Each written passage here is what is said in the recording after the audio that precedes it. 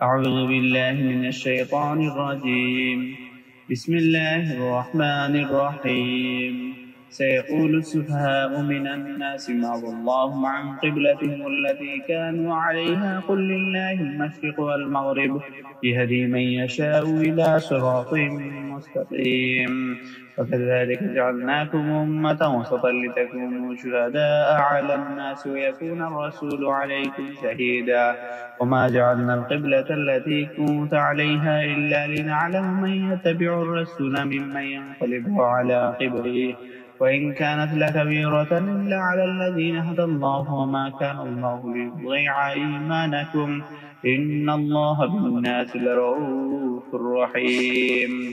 قد نرى تقلب وجهك في السماء فلنولينك قبلة ترضاها فولي وجهك شطر المسجد الحرام وحيث ما كنتم فولوا وجوهكم شطرا وإن الذين أوتوا الكتاب ليعلمون أنه الحق من ربهم وما الله بغافل عما يعملون.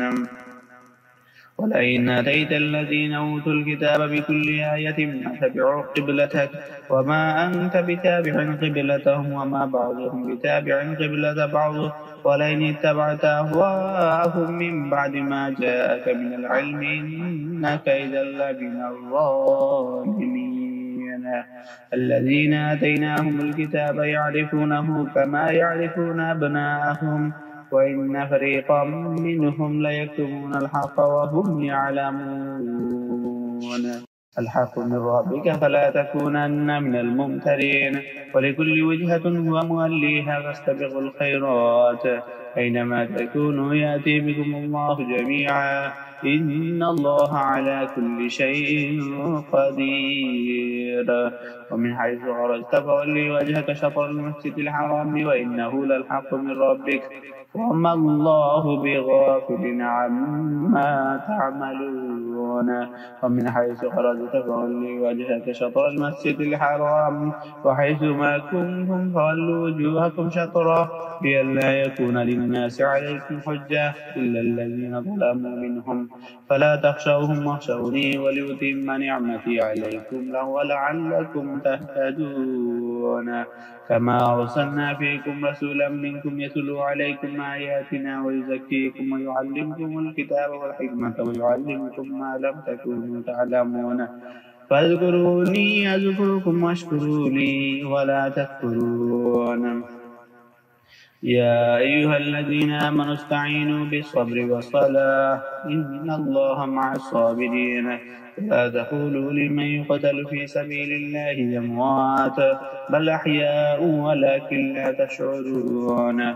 ولنبلونكم بشيء من الخوف والجوع ونقص من الأموال والأنفس والثمرات وبشر الصابرين الذين إذا أصابتهم مصيبة قالوا إنا لله وإنا إليه راجعون. أولئك عليهم صلوات من ربهم ورحمة وأولئك هم المهتدون. إن الصفا والمروة من شعائر الله فمن حج البيت أو اعتمر فلا جناح عليه أن يطوف بهما فمن تطوع خيرا فإن الله شاكر عليم. إن الذين يكتمون ما أنزلنا من البينات والهدى من بعد ما بيناه للناس في الكتاب أولئك يلعنهم الله ويلعنهم اللاعنون إلا الذين تابوا وأصلحوا وبينوا فأولئك أتوب عليهم وأنا التواب الرحيم. إن الذين كفروا وماتوا وهم كفار أولئك عليهم لعنة الله والملائكة والناس أجمعين خالدين فيها لا يخفف عنهم العذاب ولا هم ينظرون. وإلهكم إله واحد لا إله إلا هو الرحمن الرحيم. إن في خلق السماوات والأرض واختلاف الليل والنهار والفلك التي تجري في البحر بما ينفع الناس وما أنزل الله من السماء من ماء فأحيا به الأرض بعد موتها وبث فيها من كل دابة وتصريف الرياح والسحاب والمسخر بين السماء والأرض والأرض لآيات لقوم يعقلون. ومن الناس من يتخذ من دون الله أندادا يحبونهم كحب الله والذين آمنوا أشد حبا لله ولو يرى الذين ظلموا يجرون العذاب أن القوة لله جميعا وأن الله شديد العذاب. إذ تبرأ الذين اتبعوا من الذين اتبعوا ورأوا العذاب وتقطعت بهم الأسباب. وإذ قال الذين اتبعوا لو أن لنا كرة فنتبرأ منهم كما تبرأوا منا كذلك يريهم الله أعمالهم حسرات عليهم وما هم بخارجين من النار. يا أيها الناس كلوا مما في الأرض حلالا طيبا ولا تتبعوا خطوات الشيطان إنه لكم عدو مبين. إنما يأمركم بالسوء والفحشاء وأن تقولوا على الله ما لا تعلمون. وإذا قيل لهم اتبعوا ما أنزل الله قالوا بل نتبع ما ألفينا عليه آباءنا أولو كان آباؤهم لا يعقلون شيئا ولا يهتدون. ومثل الذين كفروا كمثل الذي ينعق بما لا يسمع إلا دعاء ونداء صم بكم عمي فهم لا يعقلون. يا أيها الذين آمنوا كلوا من طيبات ما رزقناكم واشكروا لله إن كنتم إياه تعبدون.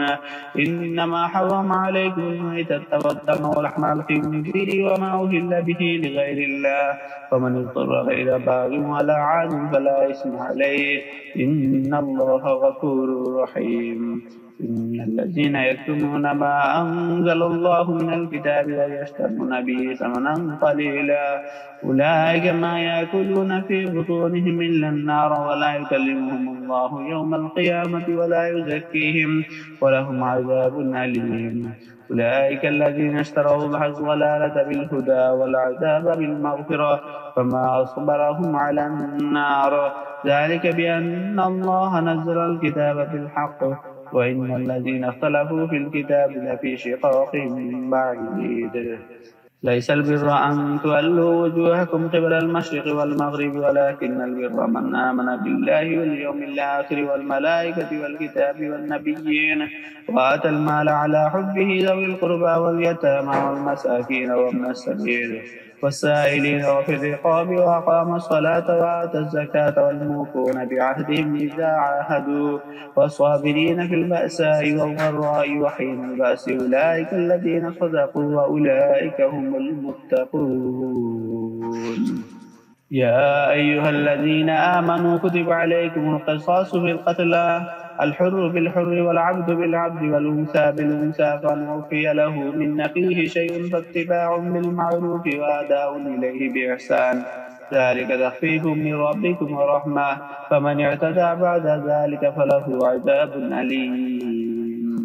ولكم في القصاص حياة يا أولي الألباب لعلكم تتقون. كتب عليكم إذا حضر أحدكم الموت إن ترك خيرا الوصية للوالدين والأقربين بالمعروف حقا على المتقين فمن بدله بعدما سمعه فإنما إثمه على الذين يبدلونه إن الله سميع عليم. فمن خاف من موص جنفا أو إثما فأصلح بينهم فلا إثم عليه إن الله غفور رحيم.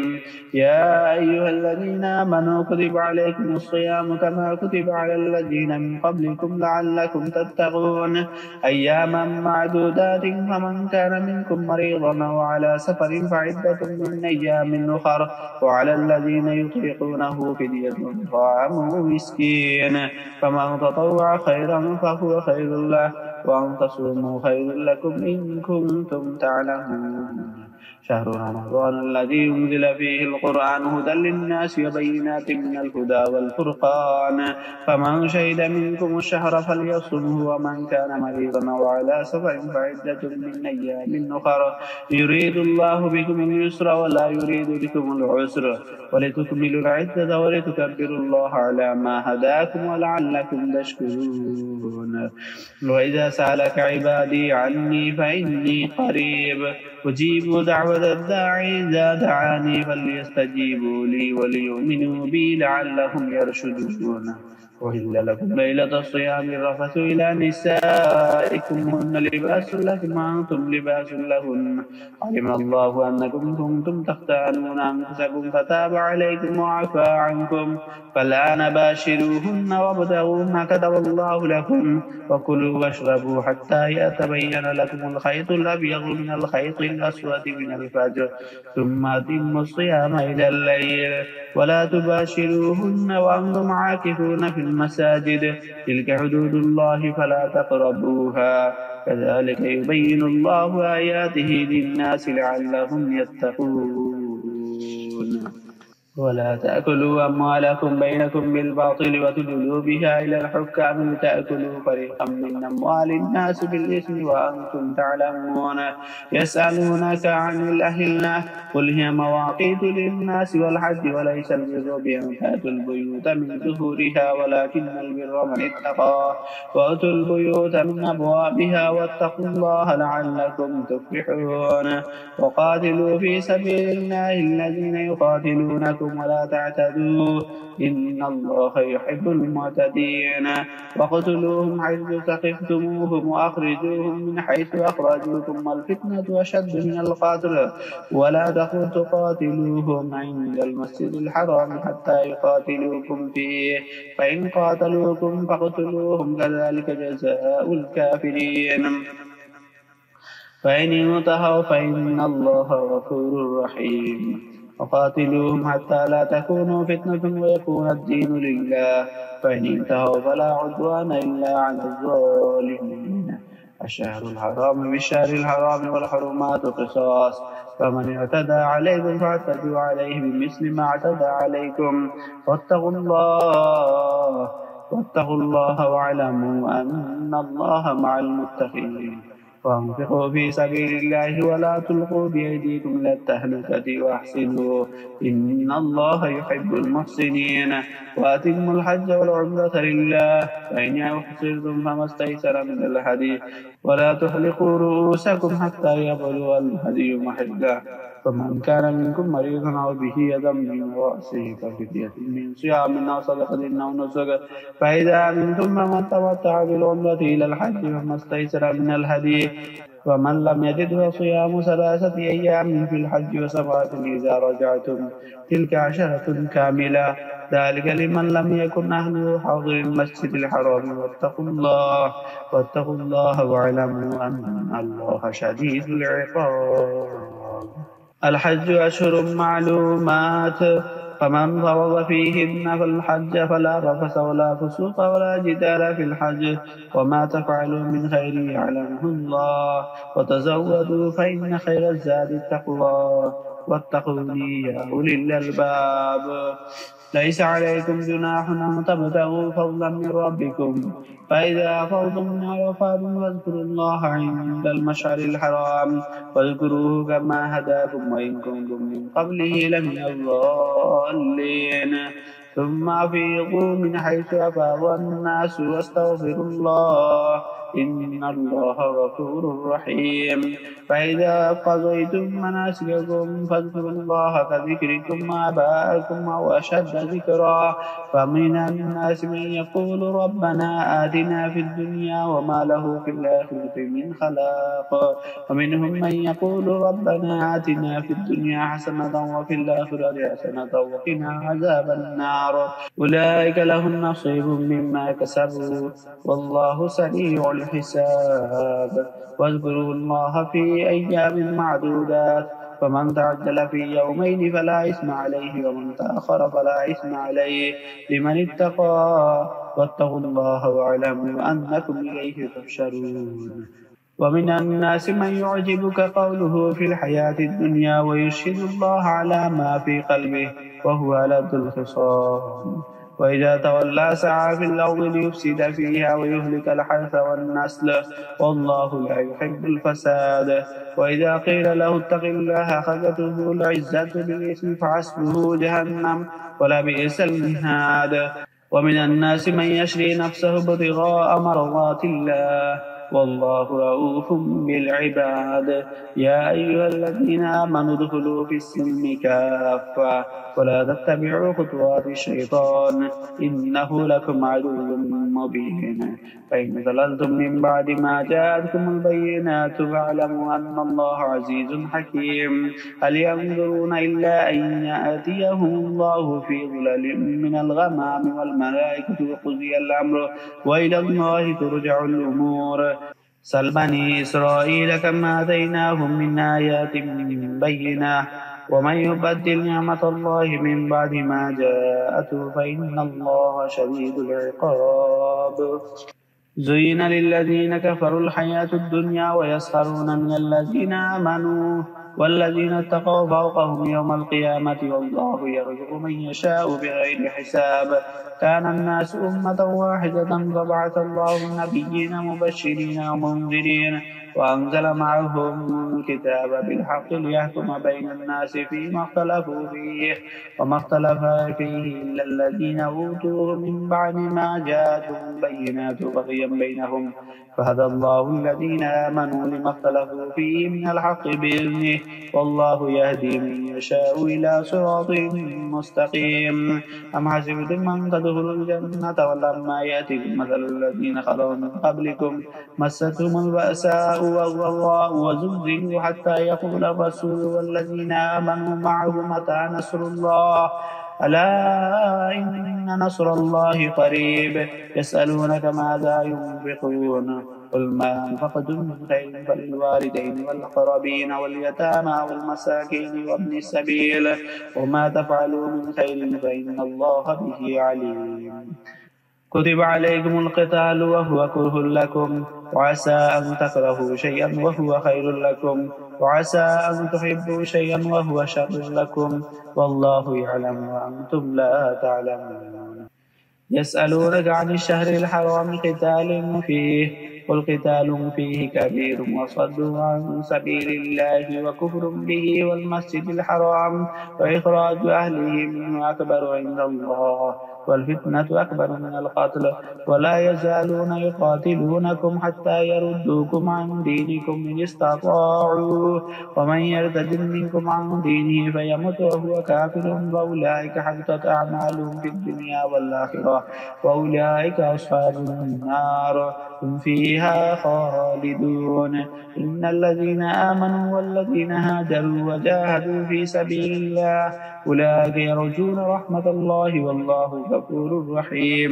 يسألونك عن الخمر والميسر قل فيهما إثم كبير ومنافع للناس وإثمهما أكبر من نفعهما ويسألونك ماذا ينفقون قل العفو كذلك يبين الله لكم الآيات لعلكم تتفكرون في الدنيا والآخرة. ويسألونك عن اليتامى قل إصلاح لهم خير وإن تخالطوهم فإخوانكم والله يعلم المفسد من المصلح ولو شاء الله لأعنتكم إن الله عزيز حكيم.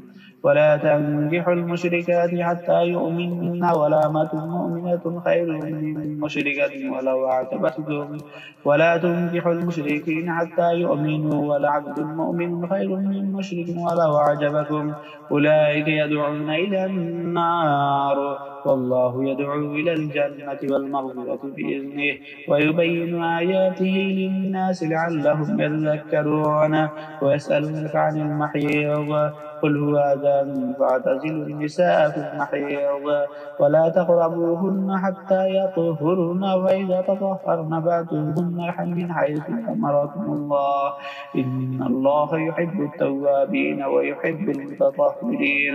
نساؤكم حرث لكم فأتوا حرثكم أنى شئتم وقدموا لأنفسكم واتقوا الله واعلموا أنكم ملاقوه وبشر المؤمنين.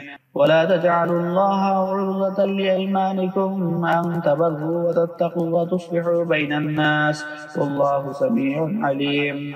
لا يؤاخذكم الله باللغو في أيمانكم ولكن يؤاخذكم بما كسبت قلوبكم والله غفور حليم. للذين يؤلون من نسائهم تربص 4 أشهر فإن فاءوا فإن الله غفور رحيم. وإن عزموا الطلاق فإن الله سميع عليم. والمطلقات يتربصن بأنفسهن 3 قروء ولا يحل لهن وأن يكتمن ما خلق الله في أرحامهن إن كن يؤمن بالله واليوم الآخر وبعولتهن حق بردهن في ذلك إن أرادوا إصلاحا ولهن مثل الذي عليهن بالمعروف وللرجال عليهن درجة والله عزيز حكيم. الطلاق 2 فإمساك بمعروف أو تسريح بإحسان ولا يحل لكم أن تأخذوا مما آتيتموهن شيئا إلا أن يخاف ألا يقيم حدود الله فإن خفتم ألا يقيم حدود الله فلا جناح عليهما فيما افتدت به تلك حدود الله فلا تعتدوها ومن يتعد حدود الله فأولئك هم الظالمون. فإن طلقها فلا تحل له من بعد حتى تنكح زوجا غيره فإن طلقها فلا جناح عليهما أن يتراجعا إن ظن أن يقيما حدود الله وتلك حدود الله يبينها لقوم يعلمون. وإذا طلقتم النساء فبلغن أجلهن فأمسكوهن بمعروف وسرحوهن بمعروف ولا تمسكوهن ضرارا لتعتدوا ومن يفعل ذلك فقد ظلم نفسه. ولا تتخذوا آيات الله هزوا واذكروا نعمة الله عليكم وما أنزل عليكم من الكتاب والحكمة ويعظكم به واتقوا الله واعلموا أن الله بكل شيء عليم. وإذا طلقتم النساء فبلغن أجلهن فلا تعضلوهن أن ينكحن أزواجهن إذا تراضوا بينهم بالمعروف ذلك يوعظ به من كان منكم يؤمن بالله واليوم الآخر ذلك أزكى لكم وأطهر والله يعلم وأنتم لا تعلمون. والوالدات يرضعن أولادهن حولين كاملين لمن أراد أن يتم الرضاعة وعلى المولود له رزقهن وكسوتهن بالمعروف لا تكلف نفس إلا وسعها لا تضار والدة بولدها ولا مولود له بولده وعلى الوارث مثل ذلك فإن أراد فصالا عن تراض منهما وتشاور فلا جناح عليهما. وإن أردتم أن تسترضعوا أولادكم فلا جناح عليكم إذا سلمتم ما آتيتم بالمعروف واتقوا الله واعلموا أن الله بما تعملون بصير. والذين يتوفون منكم يذرون أزواجا يتربصن بأنفسهن 4 أشهر و10 فإذا بلغن أجلهن فلا جناح عليكم فيما فعلن في أنفسهن بالمعروف والله بما تعملون خبير. ولا جناح عليكم فيما عرضتم به من خطبة النساء أو أكنتم في أنفسكم علم الله أنكم ستذكرونهن ولكن لا تواعدوهن سرا إلا أن تقولوا قولا معروفا ولا تعزموا عقدة النكاح حتى يبلغ الكتاب أجله واعلموا أن الله يعلم ما في أنفسكم فاحذروه واعلموا أن الله غفور حليم.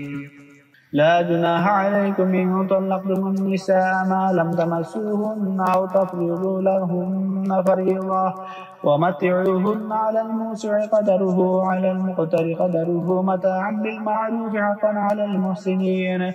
وإن طلقتموهن من قبل أن تمسوهن وقد فرضتم لهن فريضة فنصف ما فرضتم إلا أن يعفون أو يعفو الذي بيده عقدة النكاح وأن تعفوا أقرب للتقوى ولا تنسوا الفضل بينكم إن الله بما تعملون بصير. حافظوا على الصلوات والصلاة الوسطى وقوموا لله قانتين. فإن خفتم فرجالا أو ركبانا فإذا أمنتم فاذكروا الله كما علمكم ما لم تكونوا تعلمون. والذين يتوفون منكم يذرون أزواجا وصية لأزواجهم متاعا إلى الحول غير إخراج فإن خرجن فلا جناح عليكم فيما فعلنا في أنفسهن من معروف والله عزيز حكيم. وللمطلقات متاع بالمعروف حقا على المتقين كذلك يبين الله لكم آياته لعلكم تعقلون. ألم تر إلى الذين خرجوا من ديارهم وهم ألوف حذر الموت فقال لهم الله موتوا ثم أحياهم إن الله لذو فضل على الناس ولكن أكثرهم الناس لا يشكرون. ألم تر إلى الذين خرجوا من ديارهم وهم ألوف حذر الموت فقال لهم الله موتوا ثم أحياهم إن الله لذو فضل على الناس ولكن أكثر الناس لا يشكرون. وقاتلوا في سبيل الله واعلموا أن الله سميع عليم. من ذا الذي يقرض الله قرضا حسنا فيضاعفه له أضعافا كثيرا والله يقبض ويبسط وإليه ترجعون. ألم تر إلى الملأ من بني إسرائيل من بعد موسى إذ قالوا لنبي لهم ابعث لنا ملكا نقاتل في سبيل الله قال هل عسيتم إن كتب عليكم القتال ألا تقاتلوا قالوا وما لنا ألا نقاتل في سبيل الله وقد أخرجنا من ديارنا وأبنائنا فلما كتب عليهم القتال تولوا إلا قليلا منهم والله عليم بالظالمين. وقال لهم نبيهم إن الله قد بعث لكم طالوت ملكا قالوا أنى يكون له الملك علينا ونحن أحق بالملك منه ولم يؤت سعة من المال قال إن الله اصطفاه عليكم وزاده بسطة بالعلم والجسم والله يؤتي ملكه من يشاء والله واسع عليم.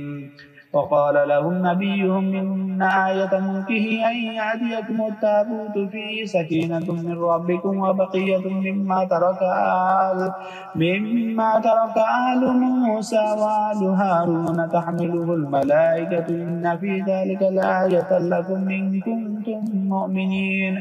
فلما فصل طالوت بالجنود قال إن الله مبتليكم بنهر ومن شرب منه فليس مني ومن لم يطعمه فإنه مني إلا من اغترف غربة بيده فشربوا منه إلا قليلا منهم فلما جاوزه هو والذين آمنوا معه قالوا لا طاقة لنا اليوم بجالوت وجنوده قال الذين يظنون أنهم ملاقو الله كم من فئة قليلة غلبت فئة كثيرة بإذن الله والله مع الصابرين. فلما برزوا لجالوت وجنوده قالوا ربنا افرغ علينا صبرا وثبت أقدامنا وانصرنا على القوم الكافرين فهزموهم بإذن الله. وقتل داود جالوت وآتاه الله الملك والحكمة وعلمه مما يشاء ولولا دفع الله الناس بعضهم ببعض لفسدت الأرض ولكن الله ذو فضل على العالمين. تلك آيات الله نتلوها عليك بالحق وإنك لمن المرسلين. কেবলা বদলের পর মানুষদের ভেতর থেকে কিছু মূর্খ লোক অচিরেই বলতে শুরু করবে, কি হলো এদের? এতদিন তারা তাদের যে কেবলার উপর প্রতিষ্ঠিত ছিল, আজ হঠাৎ করে কিসে তাদের সে দিক থেকে ফিরিয়ে দিল? হে নবী, তুমি বলো, পূর্ব পশ্চিম সবই আল্লাহ তাআলার জন্য। তিনি যাকে ইচ্ছা তাকে সঠিক পথে পরিচালিত করেন। যেভাবে আমি তোমাকে হেদায়েত দিয়েছি সেভাবেই আমি তোমাদের এক মধ্যমপন্থী উম্মতে পরিণত করেছি, যেন তোমরা দুনিয়ার অন্যান্য মানুষদের উপর হেদায়েতের সাক্ষী হয়ে থাকতে পারো এবং রাসূলও তোমাদের উপর সাক্ষী হয়ে থাকতে পারে। যে কেবলার উপর তোমরা এতদিন প্রতিষ্ঠিত ছিলে, আমি তা এই উদ্দেশ্যেই নির্ধারণ করেছিলাম, যাতে করে আমি একথাটা জেনে নিতে পারি তোমাদের মধ্যে কে রাসূলের অনুসরণ করে আর কে তার অনুসরণ থেকে গাড় ফিরিয়ে নেয়। তাদের উপর এটা ছিল কঠিন পরীক্ষা। অবশ্য আল্লাহ তাআলা যাদের হেদায়েত দান করেছেন তাদের কথা আলাদা। আল্লাহ তাআলা এমন নন যে তিনি তোমাদের ঈমান বিনষ্ট করবেন। অবশ্যই আল্লাহ তাআলা মানুষদের সাথে বড় দয়ালু ও একান্ত মেহেরবান। কেবলা পরিবর্তনের জন্য বারবার আকাশের দিকে তোমার মুখ উঠানো আমি দেখতে পেয়েছি। অতঃপর আমি তোমাকে অবশ্যই এমন এক কেবলার দিকে ফিরিয়ে দিচ্ছি যেটাকে তুমি পছন্দ করো। এখন থেকে তুমি এই মর্যাদা সম্পন্ন মসজিদের দিকে তোমার মুখ ফিরিয়ে নামাজ আদায় করতে থাকবে। তোমরা যেখানেই থাকো না কেন, তোমাদের মুখমণ্ডলকে সেদিকেই ফিরিয়ে দিবে। এসব লোক যাদের আগেই কিতাব দেয়া হয়েছিল, তারা ভালো করেই জানে এ ব্যাপারটা তোমার মালিকের পক্ষ থেকে আসা সম্পূর্ণ একটি সত্য ঘটনা। এ সত্ত্বেও তারা এর সাথে যে আচরণ করে যাচ্ছে, আল্লাহ তাআলা তা থেকে মোটেই অনভিহিত নয়। ইতিপূর্বে যাদের কিতাব দেয়া হয়েছে, তাদের সামনে যদি তুমি দুনিয়ার সব কয়টি প্রমাণও এনে হাজির করো, তারপরও এরা তোমার কেবলার অনুসরণ করবে না। আর এরপর তুমিও তাদের কেবলার অনুসরণকারী হতে পারো না। তাছাড়া এদের এক দলও তো আরেক দলের কেবলার অনুসরণ করে না। আমার পক্ষ থেকে এ জ্ঞান তোমাদের কাছে পৌঁছার পর তুমি যদি তাদের ইচ্ছে আকাঙ্ক্ষার অনুসরণ করো, তাহলে অবশ্যই তুমি জালেমদের দলে শামিল হয়ে যাবে। যাদের আমি কিতাব দান করেছি, এরা তাকে ভালো করে চেনে, যেমনই এরা চেনে আপন ছেলেদের। অবশ্যই এদের একদল লোক সব সময় জেনে বুঝে সত্য গোপন করার চেষ্টা করে। হে নবী, এ হচ্ছে তোমার মালিকের পক্ষ থেকে আগত একমাত্র সত্য। অতঃপর কোনো অবস্থায় তুমি সন্দেহ পোষণকারীদের দলে শামিল হইও না। প্রত্যেক জাতির জন্যই ইবাদতের একটা দিক নির্দিষ্ট করা থাকে, যেদিকে সে মুখ করে দাঁড়ায়। তোমরা কল্যাণের কাজে একে অপরের সাথে প্রতিযোগিতা করো। তোমরা যেখানেই থাকো না কেন, কিয়ামতের দিন আল্লাহ তাআলা তোমাদের সবাইকে একই স্থানে এনে হাজির করবেন। অবশ্যই আল্লাহ তাআলা সবকিছুর উপর ক্ষমতাবান। তুমি যে কোনো স্থান থেকেই বেরিয়ে আসো না কেন, নামাজের জন্য মসজিদে হারামের দিকে মুখ ফেরাও, কেননা এটাই হচ্ছে তোমার প্রভুর কাছ থেকে কেবলা সংক্রান্ত সঠিক সিদ্ধান্ত। আর আল্লাহ তাআলা তোমাদের কার্যাবলী সম্পর্কে মোটেই উদাসীন নন। হে নবী, যে দিক থেকেই তুমি বেরিয়ে আসবে নামাজের জন্য, সেখান থেকেই মসজিদে হারামের দিকে মুখ ফিরিয়ে দাঁড়িয়ে যাও। এ সময় তুমি যেখানেই থাকো না কেন, সেদিকে মুখ ফিরিয়ে নেবে, তাহলে প্রতিপক্ষের লোকদের কাছে তোমাদের বিরুদ্ধে দাঁড় করানোর মতো কোনো যুক্তি অবশিষ্ট থাকবে না। তাদের মধ্য থেকে যারা বাড়াবাড়ি করে, তাদের কথা আলাদা। তোমরা এদের ভয় করো না, ভয় করো আমাকে, যাতে করে আমি তোমাদের উপর আমার নেয়ামত পূর্ণ করে দিতে পারি। আশা করা যায় তোমরা সঠিক পথের সন্ধান পেয়ে যাবে। সঠিক পথের সন্ধান দেওয়ার জন্য আমি এভাবে তোমাদের কাছে, তোমাদের মাঝ থেকেই একজনকে রসূল করে পাঠিয়েছি, যে ব্যক্তি প্রথমত তোমাদের কাছে আমার আয়াতসমূহ তিলাওয়াত করবে, দ্বিতীয়ত সে তোমাদের জীবন পরিশুদ্ধ করে দেবে, তৃতীয়ত সে তোমাদের আমার কিতাব ও তার অন্তর্নিহিত জ্ঞান শিক্ষা দিবে। এর সাথে সে তোমাদের এমন বিষয়সমূহের জ্ঞানও শেখাবে যা তোমরা কখনো জানতে না। অতএব এসব অনুগ্রহের জন্য তোমরা আমাকে স্মরণ করো, আমিও পুরস্কার দিয়ে তোমাদের স্মরণ করব। তোমরা আমার কৃতজ্ঞতা আদায় করো এবং কখনো আমার অকৃতজ্ঞ হইও না। হে মানুষ, তোমরা যারা ঈমান এনেছ, ধৈর্য ও নামাজের মাধ্যমে তোমরা আমার সাহায্য প্রার্থনা করো। অবশ্যই আল্লাহ তাআলা ধৈর্যশীল মানুষদের সাথে আছেন। যারা আল্লাহ তাআলার পথে নিহত হয়েছে, তাদের তোমরা মৃত বলো না, বরং তারাই হচ্ছে আসল জীবিত। কিন্তু এ ব্যাপারে তোমরা কোনো চৈতন্যই রাখো না। আমি অবশ্যই তোমাদের পরীক্ষা করব, কখনো ভয়ভীতি, কখনো ক্ষুধা অনাহার, কখনো বা জান মাল ও ফসলাদির ক্ষতি সাধন করে তোমাদের পরীক্ষা করা হবে। যারা ধৈর্যের সাথে এর মোকাবেলা করে, তুমি সে ধৈর্যশীলদের জান্নাতের সুসংবাদ দান করো। যখন তাদের উপর কোনো বিপদ আপদ আসে, তখন যারা বলে নিঃসন্দেহে আমরা আল্লাহ তাআলার জন্য, অবশ্যই আমরা একদিন তার কাছে ফিরে যাব, বস্তুত এরা হচ্ছে সেসব ব্যক্তি যাদের উপর রয়েছে তাদের মালিকের পক্ষ থেকে পাওয়া অবারিত রহমত ও অপার করুণা, আর এরাই হচ্ছে সঠিক পথ প্রাপ্ত। অবশ্যই সাফা এবং মারওয়া পাহাড় দুটো আল্লাহ তাআলার নিদর্শন সমূহের অন্যতম। অতএব যদি তোমাদের মধ্যে কেউ আল্লাহর ঘরের হজ কিংবা উমরা আদায় করার এরাদা করে, তার জন্য এই উভয় পাহাড়ের মাঝে তওয়াফ করাতে দোষের কিছু নেই। যদি কোনো ব্যক্তি নিষ্ঠার সাথে কোনো ভালো কাজ করে, তাহলে তারা যেন জেনে রাখে নিঃসন্দেহে আল্লাহ তাআলা কৃতজ্ঞতাপরায়ণ ও প্রভূত জ্ঞানের অধিকারী। মানুষের জন্য যেসব বিধান আমি আমার কিতাবে বর্ণনা করে দিয়েছি, তারপর যারা আমার নাজিল করা সুস্পষ্ট নিদর্শন সমূহ ও পরিষ্কার পথ নির্দেশ গোপন করে, জেনে রেখো এরাই হচ্ছে সেসব লোক যাদের উপর আল্লাহ তাআলা অভিসম্পাত করেন, অভিশাপ করে অন্যান্য অভিশাপকারীরাও।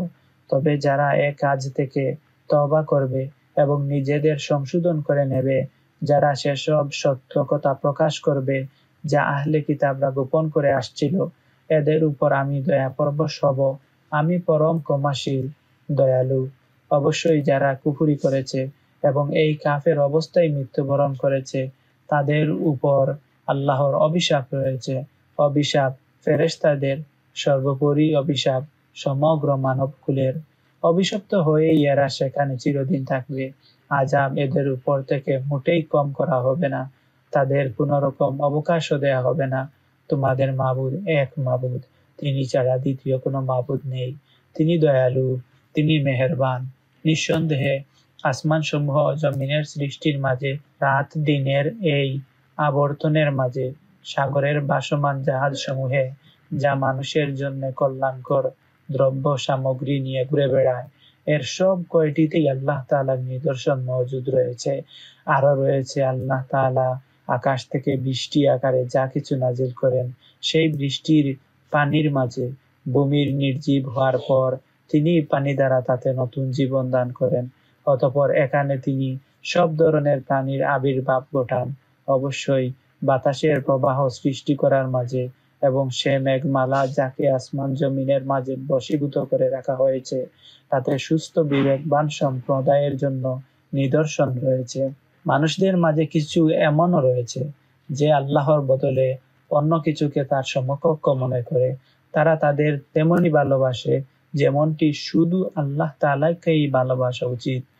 আর যারা আল্লাহ তাআলার উপর ঈমান আনে, তাদের সর্বাধিক পরিমাণে ভালোবাসা থাকবে আল্লাহ তাআলার জন্য। অপরদিকে যারা জুলুম করে, তারা যদি আযাব স্বচক্ষে দেখতে পেত, তাহলে বুঝতে পারত আসমান জমিনের সমুদয় শক্তি একমাত্র আল্লাহ তাআলার জন্যই। অবশ্যই আল্লাহ তাআলা শাস্তি দেওয়ার ব্যাপারে অত্যন্ত কঠোর। সেদিনের ভয়াবহ শাস্তি দেখে হতভাগ্য লোকেরা দুনিয়ায় যাদের তারা মেনে চলত, তাদের অনুসারীদের সাথে সম্পর্কচ্ছেদের কথা বলবে। এদের সাথে তাদের সম্পর্ক সেদিন ছিন্ন বিচ্ছিন্ন হয়ে যাবে। যারা তাদের অনুসরণ করেছে, তারা সেদিন বলবে, আবার যদি একবার আমাদের জন্য পৃথিবীতে ফিরে যাবার সুযোগ থাকতো, তাহলে আজ যেমনই করে তারা আমাদের সাথে সম্পর্কচ্ছেদ করেছে, আমরা সেখানে গিয়ে তাদের সাথেও সম্পর্কচ্ছেদ করে আসতাম। এভাবেই আল্লাহ তাআলা তাদের কর্মকাণ্ডগুলো তাদের উপর একরাশ লজ্জা ও আক্ষেপ হিসেবে দেখাবেন। এরা কখনো জাহান্নাম থেকে বেরিয়ে আসতে পারবে না।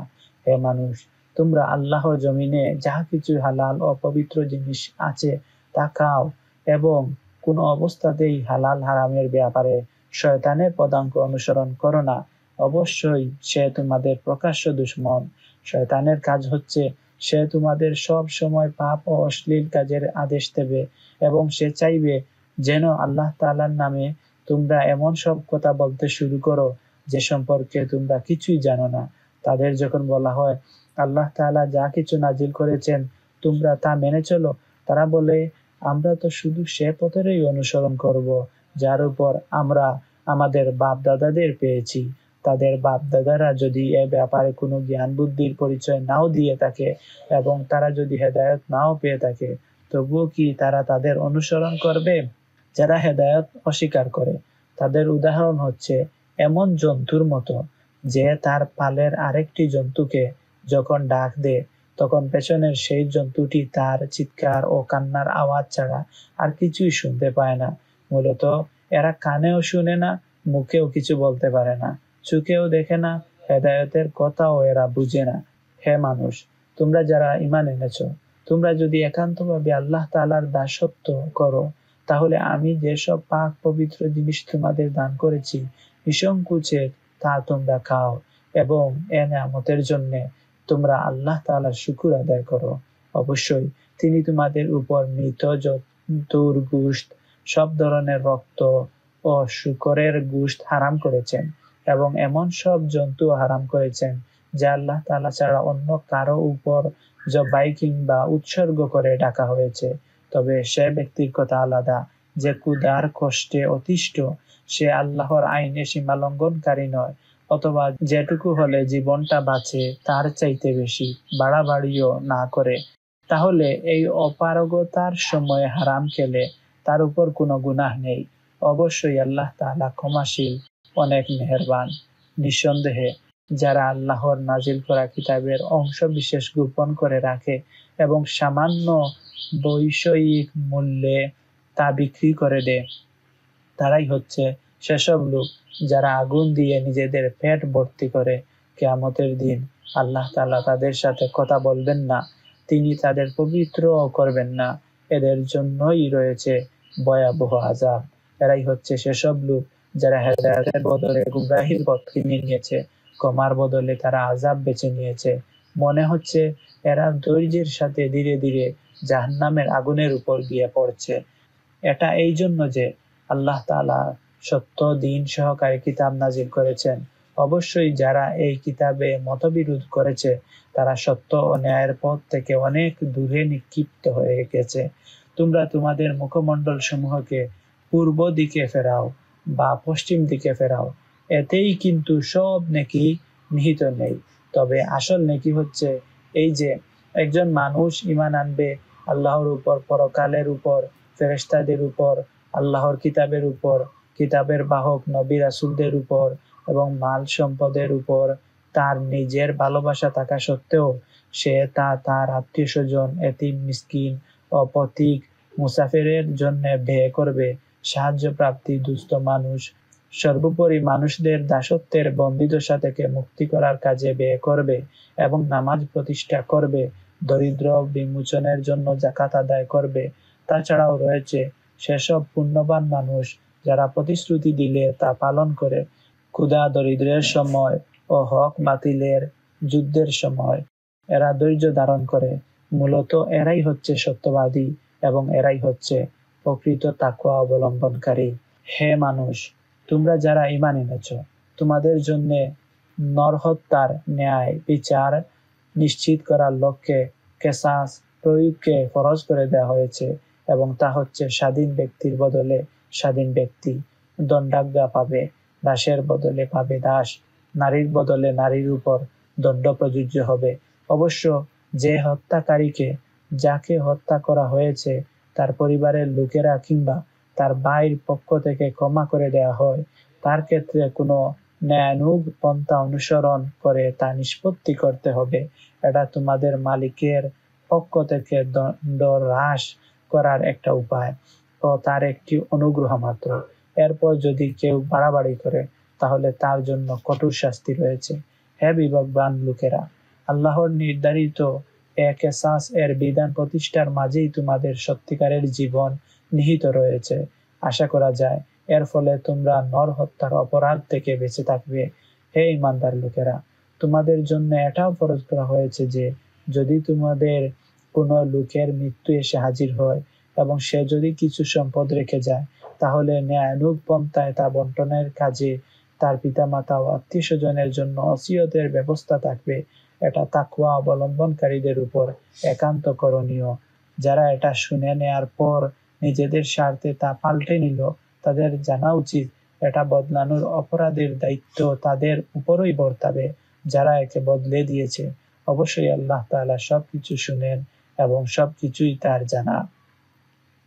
অবশ্য কারো যদি ওসিয়তকারীর কাছ থেকে কোনো পক্ষপাতিত্ব কিংবা অবিচারজনিত অন্যায়ের আশঙ্কা থাকে, তাহলে যদি সদিচ্ছা নিয়ে সে মূল বিষয়টি সংশোধন করে দেয়, এতে তার কোনো দোষ হবে না।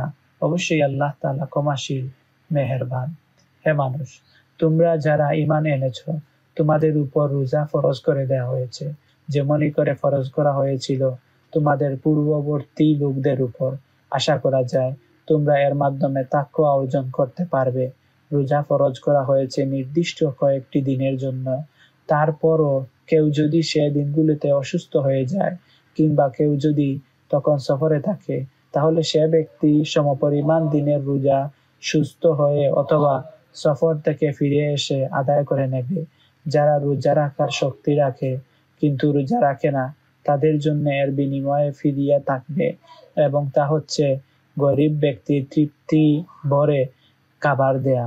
অবশ্য যদি কোনো ব্যক্তি এর চাইতে বেশি দিয়ে ভালো কাজ করতে চায়, তাহলে এ অতিরিক্ত কাজ তার জন্য হবে একান্ত কল্যাণকর।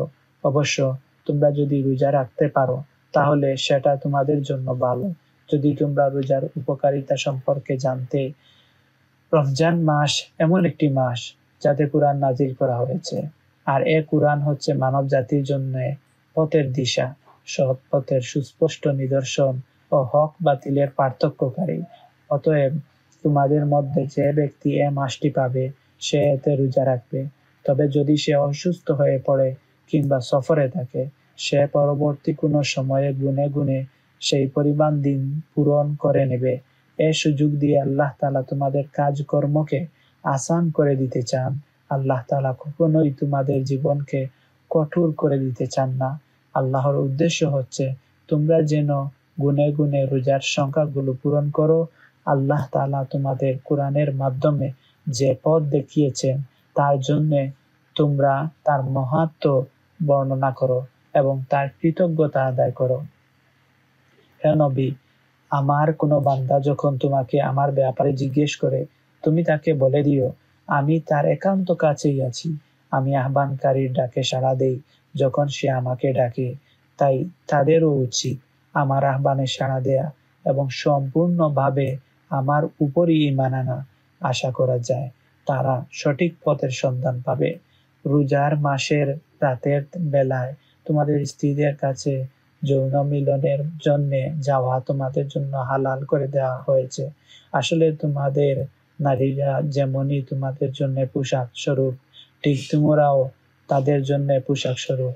আল্লাহ তাআলা এটা জেনেছেন যে রোজার মাসে রাতের বেলায় স্ত্রী সহবাসের ব্যাপারে তোমরা নিজেদের সাথে খেয়ানত করছিলে। অতঃপর তিনি কড়াকড়ি শিথিল করে তোমাদের উপর দয়াপরবশ হলেন এবং তোমাদের মাফ করে দিলেন। এখন তোমরা চাইলে তাদের সাথে মিলিত হতে পারো এবং এ ব্যাপারে আল্লাহ তাআলা তোমাদের জন্য যা লিখে রেখেছেন তা সন্ধান করো। রোজায় তোমরা পানাহার অব্যাহত রাখতে পারো যতক্ষণ পর্যন্ত রাতের অন্ধকার রেখার ভেতর থেকে ভোরের শুভ্র আলোক রেখা তোমাদের জন্য পরিষ্কার প্রতিবাদ না হয়। অতঃপর তোমরা রাতের আগমন পর্যন্ত রোজা পূর্ণ করে নাও।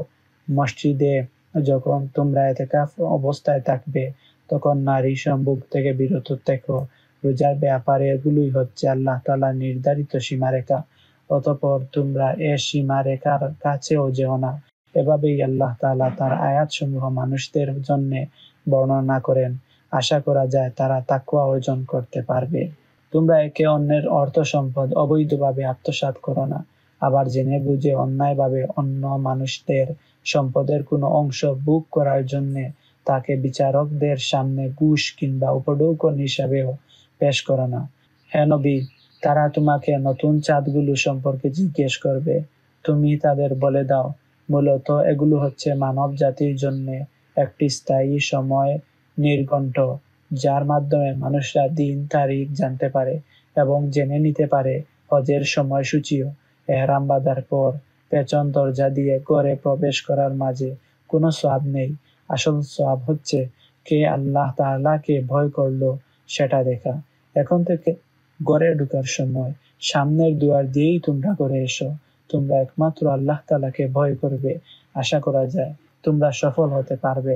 তোমরা আল্লাহ তাআলার পথে সেসব লোকের সাথে লড়াই করো যারা তোমাদের সাথে লড়াই করে। তোমরা কোনো অবস্থায় সীমালঙ্ঘন করো না। নিঃসন্দেহে আল্লাহ তাআলা সীমালঙ্ঘনকারীদের পছন্দ করেন না। যুদ্ধের ময়দানে যেখানেই তোমরা তাদের পাও সেখানেই তোমরা তাদের হত্যা করো। যেসব স্থান থেকে তারা তোমাদের বের করে দিয়েছে তোমরাও তাদের সেসব স্থান থেকে বের করে দাও। জেনে রেখো, ফিতনা ফাসাদ নরহত্যার চাইতেও বড় অপরাধ। তোমরা কাবা ঘরের পাশে কখনো তাদের সাথে যুদ্ধে লিপ্ত হইও না, যতক্ষণ পর্যন্ত তারা সেখানে তোমাদের সাথে যুদ্ধ না করে। তারা যদি তোমাদের সাথে যুদ্ধ করে তাহলে তোমরাও তাদের সাথে যুদ্ধ করো। মূলত এভাবেই কাফেরদের শাস্তি নির্ধারণ করা হয়েছে। অতঃপর তারা যদি যুদ্ধ থেকে ফিরে আসে তাহলে মনে রেখো আল্লাহ তাআলা বড়ই ক্ষমাশীল ও দয়ার আদার। তোমরা তাদের সাথে লড়াই করতে থাকো যতক্ষণ না জমিনে শিরকের ফিতনা অবশিষ্ট থাকে এবং আল্লাহর জমিনে আল্লাহর দেয়া জীবন বিধান পুরোপুরি আল্লাহর জন্য নির্দিষ্ট হয়ে যায়। যদি তারা যুদ্ধ থেকে ফিরে আসে তবে তাদের সাথে আর কোনো বাড়াবাড়ি নয়। অবশ্য যারা জালেম তাদের কথা আলাদা। একটি সম্মানিত মাসের বদলেই একটি সম্মানিত মাস আশা করা যায়, কিন্তু এ সম্মানিত মাসসমূহেও প্রতিশোধ বৈধ হবে। এ সময় যদি কেউ তোমাদের উপর বাড়াবাড়ি করে তাহলে তোমরাও তার উপর তেমনি হস্ত প্রসারিত করো যেমনই করে তারা তোমাদের উপর বাড়াবাড়ি করেছে। তবে সর্বদাই তাকওয়া অবলম্বন করতে থাকো। জেনে রেখো যারা সীমালঙ্ঘন থেকে বেঁচে থাকে আল্লাহ তাআলা তাদের সাথেই রয়েছেন। তোমরা আল্লাহর পথে অর্থ সম্পদ ব্যয় করো, সম্পদ আঁকড়ে ধরে নিজেদের হাতেই নিজেদের ধ্বংসের অতলে নিক্ষেপ করো না, এবং তোমরা মানুষদের সাথে অনুগ্রহ করো। অবশ্যই আল্লাহ তাআলা অনুগ্রহকারী ব্যক্তিদের ভালোবাসেন। তোমরা আল্লাহ তাআলার সন্তুষ্টির জন্য হজ ও উমরা পালন করো। পথে যদি তোমাদের কোথাও আটকে দেয়া হয় তাহলে সে স্থানে কুরবানির জন্য যা কিছু সহজভাবে হাতের কাছে পাওয়া যায় তা দিয়েই কুরবানি আদায় করে নাও। তবে কুরবানির পশু তার নির্দিষ্ট গন্তব্যস্থলে পৌঁছার আগ পর্যন্ত তোমরা তোমাদের মাথা মুন্ডন করো না। যদি তোমাদের মধ্যে কোনো ব্যক্তি অসুস্থ হয়ে পড়ে অথবা যদি তার মাথায় কোনো রোগ থাকে যে কারণে আগেই তার মাথা মুন্ডন করা প্রয়োজন হয়, তাহলে সে যেন এর বিনিময়ে ফিদিয়া আদায় করে, এবং তা হচ্ছে কিছু রোজা রাখা অথবা অর্থ দান করা কিংবা কুরবানি আদায় করা। অতঃপর তোমরা যখন নিরাপদ হয়ে যাবে তখন তোমাদের কেউ যদি একসাথে হজ ও উমরা আদায় করতে চায় তার উচিত তার জন্য যা সহজলভ্য তা দিয়ে কুরবানি আদায় করা। যদি কুরবানি করার মতো কোনো পশু সে না পায় তাহলে সে যেন হজের সময়কালে 3টি এবং তোমরা যখন বাড়ি ফিরে আসবে তখন 7টি, সর্বমোট 10টি রোজা রাখে। এই সুবিধাটুকু শুধু তার জন্য যার পরিবার পরিজন আল্লাহর ঘরের আশপাশে বর্তমান নেই। তোমরা আল্লাহকেই ভয় করো। জেনে রাখো আল্লাহ তাআলা কঠোর আযাব প্রদানকারী বটে। হজের মাসসমূহ সুপরিচিত ও সুনির্দিষ্ট। অতঃপর সে সময়গুলোর মধ্যে যে ব্যক্তি হজ আদায় করার মনস্থ করবে সে যেন জেনে রাখে হজের ভেতর কোনো যৌন সম্ভোগ নেই কোনো অশ্লীল গালিগালাজ ও ঝগড়াঝাটি। তোমরা যা ভালো কাজ করো আল্লাহ তাআলা তা জানেন। হজের নিয়ত করলে এর জন্য তোমরা পাথেয় জোগাড় করে নেবে। নিঃসন্দেহে তাকওয়া হচ্ছে মানুষের সর্বোৎকৃষ্ট পাথেয়। অতএব হে বুদ্ধিমান মানুষরা, তোমরা আমাকেই ভয় করো। হজের এ সময়গুলোতে যদি তোমরা তোমাদের মালিকের অনুগ্রহ তালাশ করতে গিয়ে কোনো ব্যবসা বাণিজ্য করতে চাও তাতে তোমাদের উপর কোনো দোষ নেই। অতঃপর তোমরা যখন আরাফাতের ময়দানে থেকে ফিরে আসবে তখন মুজদালেফায় মাশআরে হারাম এর কাছে এসে আল্লাহকে স্মরণ করো, ঠিক যেমনই করে আল্লাহ তাআলা তোমাদের তাকে ডাকার পথ বলে দিয়েছেন, যদিও ইতিপূর্বে তোমরা পথভ্রষ্ট দলে শামিল ছিলে। তারপর তোমরা সে স্থান থেকে ফিরে এসো যেখান থেকে অন্য হজ পালনকারী ব্যক্তিরা ফিরে আসে। নিজেদের ভুল ভ্রান্তির জন্য আল্লাহ তাআলার কাছে ক্ষমা প্রার্থনা করো। নিঃসন্দেহে আল্লাহ তাআলা গুনার খাতা মাফ করে দেন, তিনি বড়ই দয়ালু। যখন তোমরা তোমাদের হজের যাবতীয় আনুষ্ঠানিকতা শেষ করে নেবে তখন এখানে বসে আগের দিনে যেভাবে তোমরা তোমাদের পূর্বপুরুষদের গৌরবগাথা স্মরণ করতে তেমনি বরং তার চাইতে বেশি পরিমাণে আল্লাহকে স্মরণ করো। মানুষদের ভেতর এমন আছে যারা বলে, হে আমাদের রব, সব ভালো জিনিস তুমি আমাদের দুনিয়াতেই দিয়ে দাও। হ্যাঁ, যারা এ ধরনের কথা বলে তাদের জন্য পরকালে আর কোনো পাওনা বাকি থাকে না। আবার তাদের মধ্যে এমনও আছে যারা বলে, হে আমাদের রব, তুমি এ দুনিয়ায় আমাদের কল্যাণ দাও কল্যাণ দাও, পরকালেও সেদিনের বড় কল্যাণ হিসেবে তুমি আমাদের আগুনের আযাব থেকে বাঁচাও। এ ধরনের লোকদের জন্য তাদের নিজ নিজ অর্জন মোতাবেক তাদের যথার্থ হিস্সা নির্ধারিত রয়েছে। আল্লাহ তাআলা হচ্ছেন দ্রুত হিসাব গ্রহণকারী। হাতে গোনা হজের কয়টি দিনে তোমরা আল্লাহকে স্মরণ করো। হজের পর যদি কেউ তাড়াহুড়া করে দুদিনের মধ্যে মিনা থেকে ফিরে আসে, তাতে যেমন তার কোনো দোষ নেই, তেমনি কেউ যদি সেখানে আরো বেশি অপেক্ষা করতে চায়, তাতেও তার কোনো দোষ নেই। এ নিয়ম হচ্ছে তার জন্য যে আল্লাহকে ভয় করেছে। তোমরা শুধু আল্লাহ তাআলাকেই ভয় করো এবং জেনে রাখো একদিন তোমাদের অবশ্যই তার কাছে জড়ো করা হবে। মানুষদের মাঝে এমন লোকও আছে যার কথাবার্তা তোমাকে পার্থিব জীবনে খুব উৎফুল্ল করবে। তাহার মনে যা কিছু আছে সে তার উপর আল্লাহ তাআলাকে সাক্ষী বানায়, কিন্তু সে হচ্ছে ভীষণ ঝগড়াটে ব্যক্তি। সে যখন আল্লাহর জমিনে কোথাও ক্ষমতার আসনে বসতে পারে, তখন তার লক্ষ্য থাকে যেন সেখানে সে অশান্তি সৃষ্টি করতে পারে, জমিনের শস্যক্ষেত্র বিনাশ করে দিতে পারে, জীব জন্তুর বংশ নির্মূল করে দিতে পারে। মূলত আল্লাহ তাআলা কখনো বিপর্যয় সৃষ্টিকারীদের পছন্দ করেন না। যখন তাকে বলা হয় ফিতনা ফাসাদ না করে তুমি আল্লাহ তাআলাকে ভয় করো, তখন মিথ্যা অহংকার তাকে গুনাহর প্রতি আরো বেশি উৎসাহিত করে। মূলত এ চরিত্রের লোকের জন্য জাহান্নামই যথেষ্ট। অবশ্যই জাহান্নাম হচ্ছে নিকৃষ্টতম ঠিকানা। মানুষদের ভেতর আবার এমন কিছু লোক রয়েছে যারা আল্লাহ তাআলার সন্তুষ্টি লাভের জন্য নিজের জীবন পর্যন্ত বিক্রি করে দেয়। এ ধরনের মানুষদের প্রতি আল্লাহ তাআলা বড়ই অনুগ্রহশীল। হে ঈমানদার লোকেরা, তোমরা পুরোপুরি ইসলামে দাখিল হয়ে যাও এবং কোনো অবস্থায় শয়তানের পদাঙ্ক অনুসরণ করো না। অবশ্যই সে তোমাদের প্রকাশ্য দুশমন। তোমাদের কাছে আল্লাহ তাআলার এসব সুস্পষ্ট নিদর্শন এসে যাওয়ার পরও যদি তোমরা পদস্খলন ঘটাও, তাহলে নিশ্চিত জেনে রাখো আল্লাহ তাআলা মহাবিজ্ঞ ও পরাক্রমশালী। তবে তারা কি সেদিনের অপেক্ষা করছে যখন আল্লাহ তাআলা স্বয়ং তার ফেরেশতা সহ মেঘের ছায়া দিয়ে তাদের কাছে আসবেন এবং তখন তাদের ভাগ্যের চূড়ান্ত ফয়সালা হয়েই যাবে।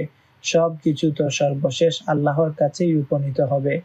তুমি বনি ইসরাইলদের জিজ্ঞেস করো, কি পরিমাণ সুস্পষ্ট নিদর্শন আমি তাদের দান করেছি। আমি তাদের বলেছি, যার কাছে আল্লাহর নেয়ামত আসার পর সে তা বদলে ফেলে, অবশ্যই আল্লাহ তাআলা কঠোর শাস্তি দানকারী। যারা আল্লাহ তাআলাকে অস্বীকার করেছে, তাদের জন্য তাদের এ পার্থিব জীবনটা খুব শুভনীয় করে সাজিয়ে রাখা হয়েছে। এরা ঈমানদার ব্যক্তিদের বিদ্রূপ করে, অথচ এই ঈমানদার ব্যক্তি যারা আল্লাহ তাআলাকে ভয় করেছে, শেষ বিচারের দিন তাদের মর্যাদা হবে এদের তুলনায় অনেক বেশি। আল্লাহ তাআলা যাকে চান তাকে অপরিমিত রিজিক দান করেন। একসময় সব মানুষ একই উম্মতের অন্তর্ভুক্ত ছিল। পরে এরা নানা দলে বিভক্ত হয়ে তাদের স্রষ্টাকেই ভুলে গেল। অতঃপর আল্লাহ তাআলা সঠিক পথের অনুসারীদের সুসংবাদবাহী আর গুনাহগারদের জন্য আযাবের সতর্ককারী হিসেবে নবীদের পাঠালেন। তিনি তাদের সাথে সত্য দ্বীন সহ গ্রন্থ নাজিল করলেন, যেন তা মানুষদের এমন পারস্পরিক বিরোধ সমূহের চূড়ান্ত ফয়সালা করতে পারে যে ব্যাপারে তারা মতবিরোধ করে।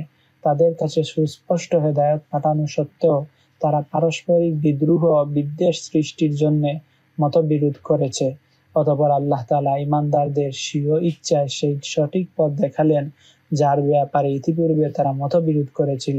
আল্লাহ তাআলা যাকে চান তাকে সঠিক পথ দেখান। তোমরা কি মনে করে নিয়েছো যে তোমরা এমনি এমনি জান্নাতে প্রবেশ করবে, অথচ তোমাদের পূর্ববর্তী লোকদের বিপদের মতো কিছুই তোমাদের কাছে এখনো আসেনি। তাদের উপর নানা অভাব, অভিযোগ ও রোগ ব্যাধি এসেছে। কঠিন নিপীড়নে তাদের প্রকম্পিত করে দেয়া হয়েছে।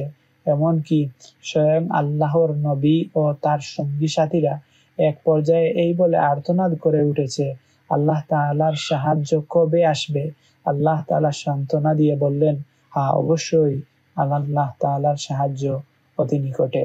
তারা তোমার কাছে জানতে চাইবে তারা কি খাতে খরচ করবে।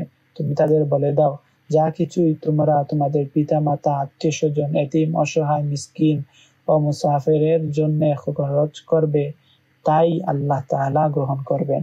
যা ভালো তোমরা করবে আল্লাহ তাআলা তা অবশ্যই জানতে পারবেন। ন্যায় প্রতিষ্ঠা ও অন্যায় নির্মূল করার জন্য যুদ্ধ তোমাদের উপর ফরজ করে দেওয়া হয়েছে, আর সেটাই তোমাদের কাছে অপছন্দনীয়। কিন্তু এমনও তো হতে পারে যে বিষয়টি তোমাদের ভালো লাগে না, তাই তোমাদের জন্য কল্যাণকর। আবার একইভাবে এমন কোনো জিনিস যা তোমরা পছন্দ করবে কিন্তু তা হবে তোমাদের জন্য ক্ষতিকর। আল্লাহ তাআলাই সবচাইতে ভালো জানেন, তোমরা কিছুই জানো না। সম্মানিত মাস ও তাতে যুদ্ধ করা সম্পর্কে তারা তোমাকে জিজ্ঞেস করবে, তুমি তাদের বলে দাও, এই মাসে যুদ্ধ বিগ্রহ করা অনেক বড় গুনাহ, কিন্তু আল্লাহর কাছে এর চাইতেও বড় গুনাহ হচ্ছে আল্লাহর পথ থেকে মানুষদের ফিরিয়ে রাখা, আল্লাহকে অস্বীকার করা, খানায়ে কাবার দিকে যাওয়ার পথ রোধ করা ও সেখানকার অধিবাসীদের সেখান থেকে বের করে দেয়া। আর আল্লাহ দ্রোহিতার ফিতনা, ফাসাদ, হত্যাকাণ্ডের চাইতেও অনেক বড় অন্যায়। তুমি ভেবো না যে এরা তোমাদের সাথে এ মাসসমূহে লড়াই বন্ধ করে দেবে। তারা তো পারলে বরং তোমাদের সবাইকে তোমাদের ইসলামী জীবন বিধান থেকেও ফিরিয়ে নিতে চাইবে। যদি তোমাদের কোনো ব্যক্তি তার দিন থেকে ফিরে যায় অতঃপর সে মৃত্যু মুখে পতিত হয় এমন অবস্থায় যে সে সুস্পষ্ট কাফের ছিল, তাহলে তারাই হবে সেসব লোক যাদের যাবতীয় কর্মকাণ্ড দুনিয়া আখেরাতে বিফলে যাবে, আর এরাই হবে জাহান্নামের অধিবাসী, সেখানে তারা চিরদিন থাকবে।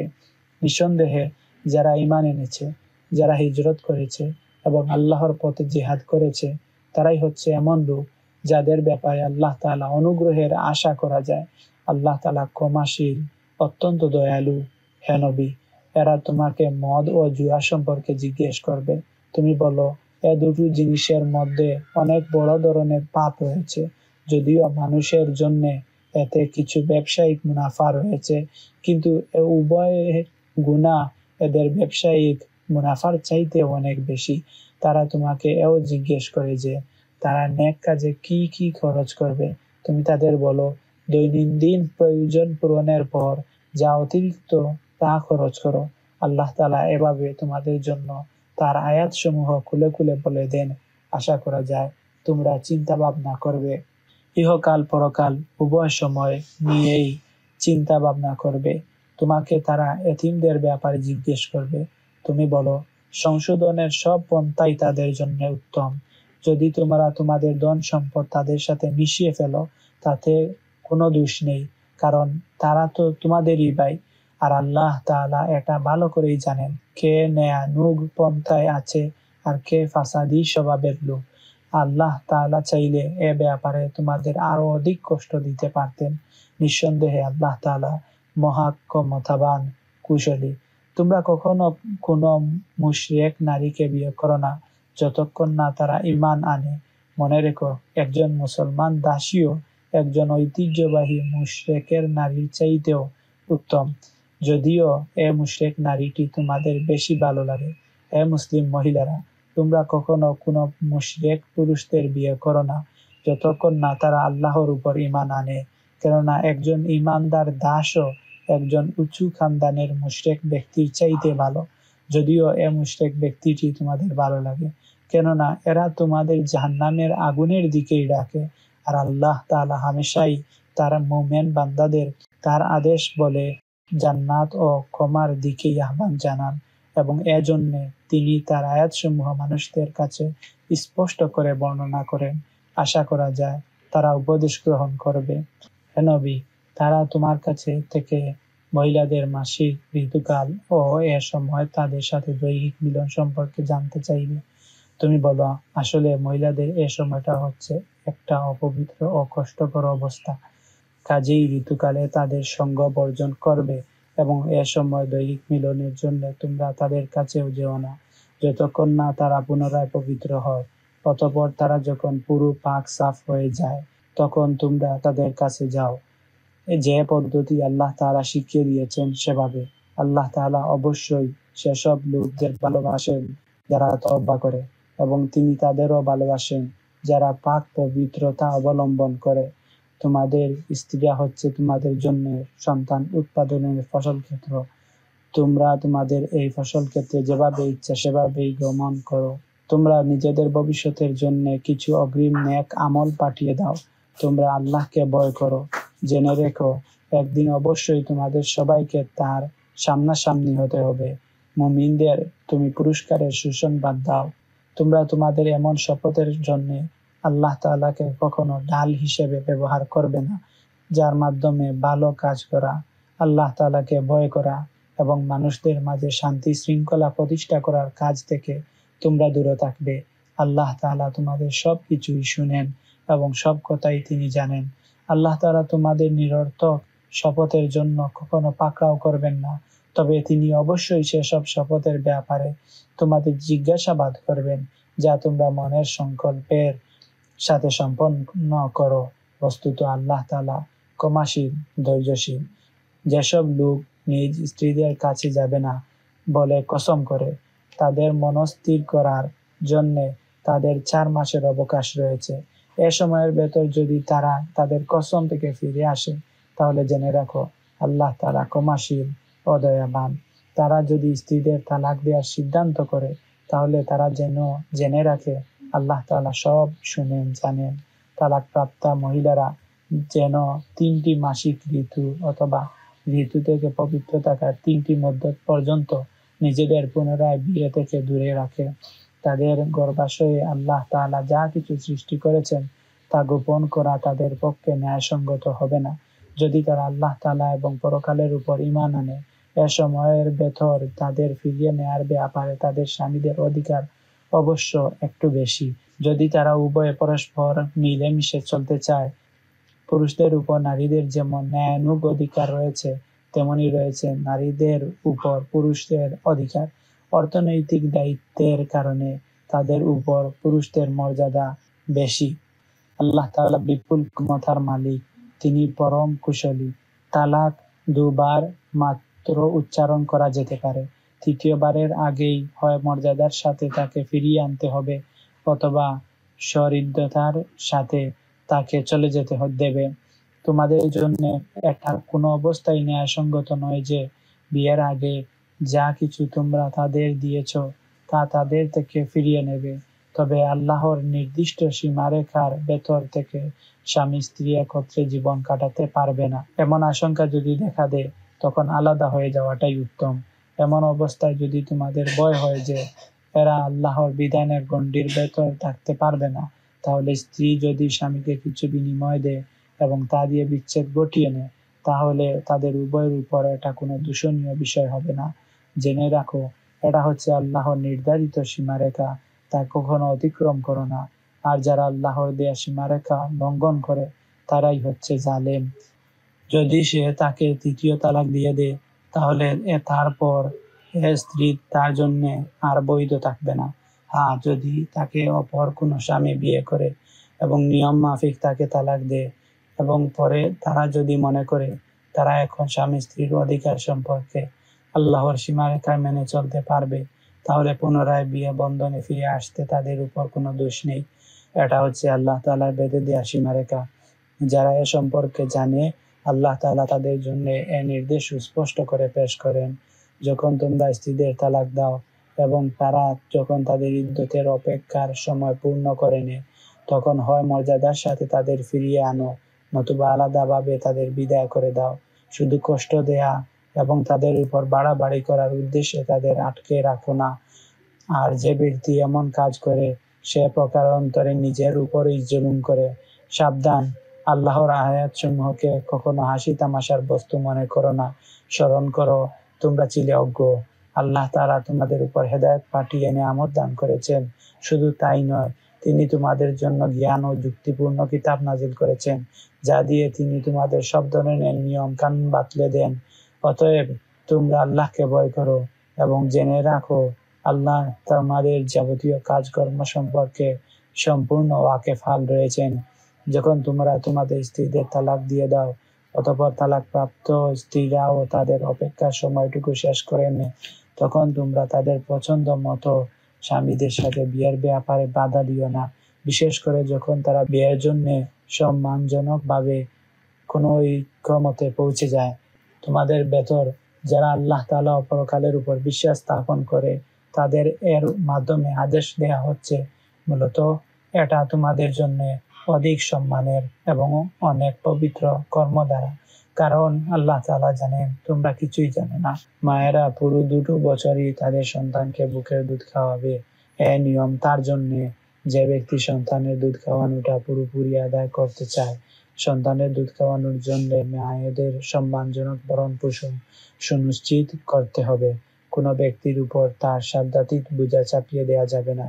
পিতার সঙ্গতির কথা ভাবতে গিয়ে দেখতে হবে মায়েরাও যেন আবার নিজ সন্তান নিয়ে বেশি কষ্টে না পড়ে যায়, এবং পিতাকেও যেন সন্তান জন্ম দেওয়ার কারণে অযথা কষ্টে পড়ে যেতে না হয়, সেটাও খেয়াল রাখতে হবে।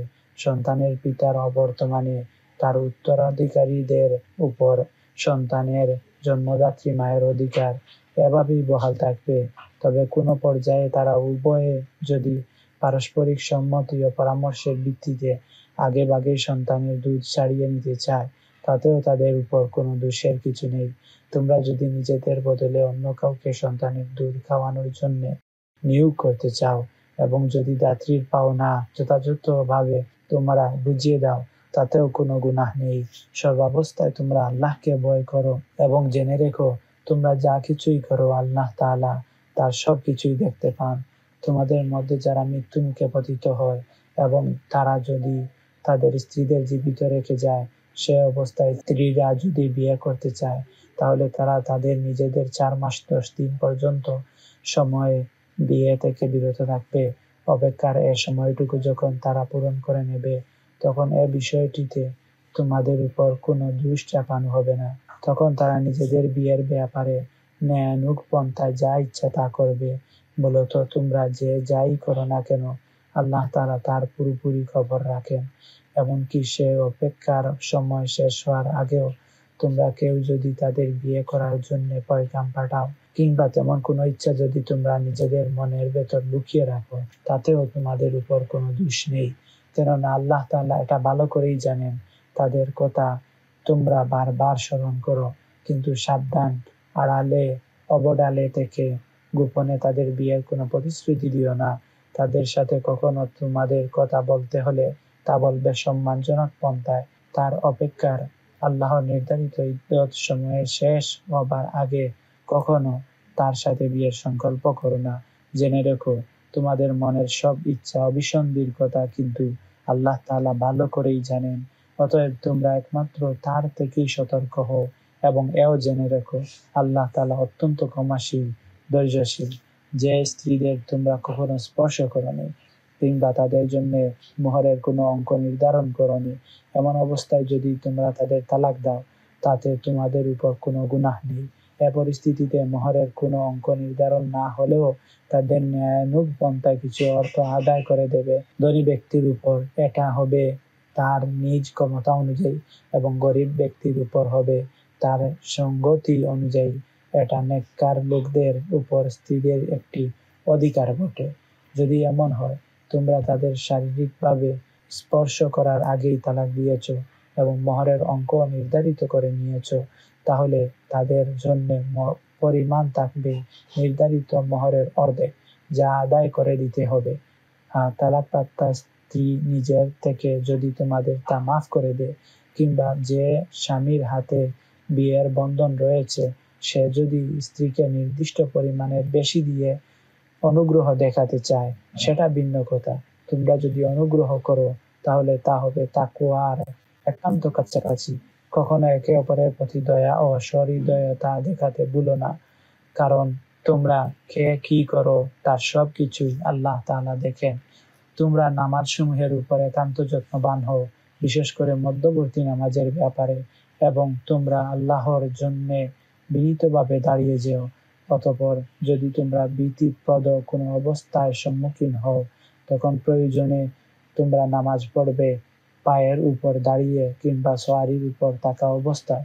তারপর তোমরা যখন নিরাপদ হয়ে যাবে তখন আল্লাহ তাআলাকে স্মরণ করো, যেভাবে তিনি তোমাদের তাকে স্মরণ করার নিয়ম শিখিয়েছেন, যার কিছুই তোমরা ইতিপূর্বে জানতে না। তোমাদের মধ্য থেকে যদি কেউ মৃত্যু মুখে পতিত হয় এবং সে পেছনে নিজ স্ত্রীদের রেখে যায়, তার উত্তরসূরিদের জন্য তার ওসিয়ত থাকবে যেন তারা 1 বছর পর্যন্ত তারা তাদের স্ত্রীদের ব্যয়ভার বহন করে, কোনো অবস্থায় ভিটে মাটি থেকে তাদের যেন বের করে না দেয়। হ্যাঁ, যদি তারা নিজেরাই বের হয়ে যায় এবং তারা নিজেদের ব্যাপারে কোনো ভিন্ন সিদ্ধান্ত করে, কোনো সম্মানজনক ব্যবস্থা করে নেয়, তাহলে এর জন্য তোমাদের উপর কোনো দোষ পড়বে না। আল্লাহ তাআলা পরাক্রমশালী, তিনি বিজ্ঞ, কুশলীয়। তালাকপ্রাপ্ত মহিলাদের জন্য ন্যায়সঙ্গত ভরণ পোষণ পাবার অধিকার থাকবে। যারা তাকওয়া অবলম্বন করে, এটা তাদের উপর স্ত্রীদের অধিকার। এভাবেই আল্লাহ তাআলা তার আয়াতগুলো তোমাদের জন্য সুস্পষ্ট করে বলে দিচ্ছেন। আশা করা যায় তোমরা অনুধাবন করবে। তুমি কি তাদের পরিণতি দেখনি, যারা মৃত্যুর ভয়ে নিজেদের ভিটে মাটি ছেড়ে বেরিয়ে এসেছিল, অথচ তারা সংখ্যা ছিল হাজার হাজার। একা পুরুষোচিত আচরণের জন্য আল্লাহ তাআলা তাদের বললেন, তোমরা নিপাত হয়ে যাও। এরপর তিনি তাদের পুনরায় জীবন দান করলেন। আল্লাহ তাআলা মানুষদের উপর সর্বদাই অনুগ্রহশীল, কিন্তু মানুষদের অধিকাংশই এর জন্য আল্লাহর কৃতজ্ঞতা আদায় করে না। তোমরা আল্লাহর পথে লড়াই করো এবং ভালো করে জেনে রাখো, আল্লাহ তাআলা অবশ্যই সবকিছু শুনেন, তিনি সবকিছু জানেন। কে এমন আছে যে আল্লাহকে উত্তম ঋণ দেবে? যে কেউ আল্লাহকে ঋণ দেবে, সে যেন জেনে রাখে আল্লাহ তাআলা ঋণের সে অঙ্কটি তার জন্য বহু গুণ বাড়িয়ে দেবেন। আল্লাহ তাআলা কাউকে ধনী আবার কাউকে গরিব করেন, আর তোমাদের ধনী গরিব সবাইকে তো একদিন তার কাছে ফিরিয়ে নেওয়া হবে। তুমি কি মূসার পর বনী ইসরাইলদের কাছে পাঠানো তাদের কতিপয় নেতাকে দেখনি, যখন তারা তাদের নবীর কাছে বলেছিল, আমাদের জন্য একজন বাদশাহ ঠিক করে দাও, যেন তার সাথে মিলে আমরা আল্লাহর পথে লড়াই করতে পারি। আল্লাহর সে নবী তাদের বলল, তোমাদের অবস্থা আগের লোকদের মতো এমন হবে না তো যে আল্লাহ তাআলা তোমাদের লড়াইয়ের আদেশ দেবেন এবং তোমরা লড়াই করবে না। তারা বলল, আমরা কেন আল্লাহর পথে লড়াই করব না, বিশেষ করে যখন আমাদেরকে আমাদের বাড়িঘর থেকে বের করে দেওয়া হয়েছে, আমাদের ছেলে মেয়েদের কাছ থেকে আমাদের বিচ্ছিন্ন করে দেওয়া হয়েছে। অতঃপর যখন সত্যি সত্যি তাদের যুদ্ধের আদেশ দেওয়া হলো, তখন তাদের মধ্যে থেকে কতিপয় সাহসী বান্দা ছাড়া অধিকাংশই সেদিন ময়দান ছেড়ে পালিয়ে গেল। আল্লাহ তাআলা জালেমদের ভালো করেই জানেন। তাদের নবী তাদের বলল, নিঃসন্দেহে আল্লাহ তাআলা তালুতকে তোমাদের উপর বাদশাহ নিযুক্ত করে পাঠিয়েছেন। একথা শুনে তারা বলল, তার কি অধিকার আছে আমাদের উপর রাজত্ব করার? বাদশাহীর অধিকার তো বরং তার চাইতে আমাদেরই বেশি। তাছাড়া অর্থ প্রাচুর্য তাকে কখনো বেশি দেয়া হয়নি। আল্লাহর নবী বললেন, তোমাদের উপর বাদশাহ হিসেবে আল্লাহ তাআলা তাকে বাছাই করেছেন এবং এজন্য তার শারীরিক যোগ্যতা ও জ্ঞান প্রতিভা বাড়িয়ে দিয়েছেন। আল্লাহ তাআলা যাকে চান তাকেই তার রাজক্ষমতা দান করেন। আল্লাহ তাআলা প্রাচুর্যময় ও মহাবিজ্ঞ। তাদের নবী তাদের বললেন, অবশ্যই তার বাদশাহীর কিছু চিহ্ন থাকবে এবং তা হচ্ছে, সে তোমাদের সামনে বনী ইসরাইলীদের হারানো সিন্দুকটি এনে হাজির করবে। এতে তোমাদের জন্য তোমাদের মালিক আল্লাহর পক্ষ থেকে প্রশান্তির বিষয় মজুদ থাকবে। তাছাড়া এ সিন্দুকে মূসা ও হারুনের পরিজনের কিছু রেখে যাওয়া জিনিসপত্রও থাকবে। আল্লাহ তাআলার নির্দেশে তার ফেরেশতারা এই সিন্দুক তোমাদের জন্য বহন করে আনবে। যদি তোমরা ঈমান আনো, তাহলে তোমরা দেখবে এতে তোমাদের জন্য অনেক নিদর্শন রয়েছে। রাজত্ব পেয়ে তালুত যখন নিজ বাহিনী নিয়ে এগিয়ে গেল, তখন সে তার লোকদের বলল, আল্লাহ তাআলা ঝর্ণার পানি দিয়ে তোমাদের পরীক্ষা করবেন। যদি তোমাদের মধ্যে কেউ এ থেকে কোনো পানি পান করে, তাহলে সে আর আমার দলভুক্ত থাকবে না, আর যে ব্যক্তি তা খাবে না, সে অবশ্যই আমার দলভুক্ত থাকবে। তবে কেউ যদি তার হাত দিয়ে সামান্য এক আজলা পানি পান করে নেয়, তা ভিন্ন কথা। অতঃপর সেখানে গিয়ে হাতে গোনা কয়েকজন লোক ছাড়া আর সবাই তৃপ্তি ভরে পানি পান করে নিল। কয়েকজন লোক যারা তার কথায় তার সাথে ঈমান এনেছিল, তারা এবং তালুত যখন নদী পার হয়ে এগিয়ে গেল, তখন তারা নিজেদের দীনতা দেখে বলে উঠল, হে আল্লাহ, আজ জালুত এবং তার বিশাল বাহিনীর মোকাবেলা করার শক্তি আমাদের নেই। তাদেরই সাথী বন্ধু যারা জানতো তাদের আল্লাহর সামনে হাজির হতে হবে, তারা বলল, ইতিহাসে এমন অনেক বারই দেখা গেছে, আল্লাহর সাহায্য নিয়ে একটি ক্ষুদ্র দলও বিশাল বাহিনীর উপর জয়ী হয়েছে, কারণ আল্লাহ তাআলা ধৈর্যশীলদের সাথেই থাকেন। তারপর যখন সে তার সৈন্য নিয়ে জালুতের মোকাবেলা করার জন্য দাঁড়ালো, তখন তারা আল্লাহর কাছে সাহায্য চেয়ে বলল, হে আমাদের রব, তুমি আমাদের সবরের তৌফিক দান করো, দুশমনের মোকাবেলায় আমাদের কদমগুলোকে দৃঢ় রাখো এবং অবিশ্বাসী কাফেরদের মোকাবেলায় তুমি আমাদের সাহায্য করো। অতঃপর তারা আল্লাহর ইচ্ছায় তাদের পর্যুদস্ত করে দিল এবং দাউদ জালুতকে হত্যা করলো। আল্লাহ তাআলা তাকে দুনিয়ার রাজত্ব দান করলেন এবং তাকে রাজত্বের কৌশল শিক্ষা দিলেন এবং তিনি তাকে নিজ ইচ্ছা মতো আরো বহু বিষয়ের জ্ঞান দান করেন। আসলে আল্লাহ তাআলা যদি যুগে যুগে একদল লোককে দিয়ে আরেক দল লোককে শায়েস্তা না করতেন, তাহলে এই ভূখণ্ড ফিতনা ফাসাদে ভরে যেত। কিন্তু আল্লাহ তাআলা সৃষ্টিকুলের উপর বড়ই অনুগ্রহশীল। এসব ঘটনা আল্লাহর এক একটা নিদর্শন, যা যথাযথভাবে আমি তোমাকে শুনিয়েছি। তুমি অবশ্যই আমার পাঠানো রাসূলদের একজন।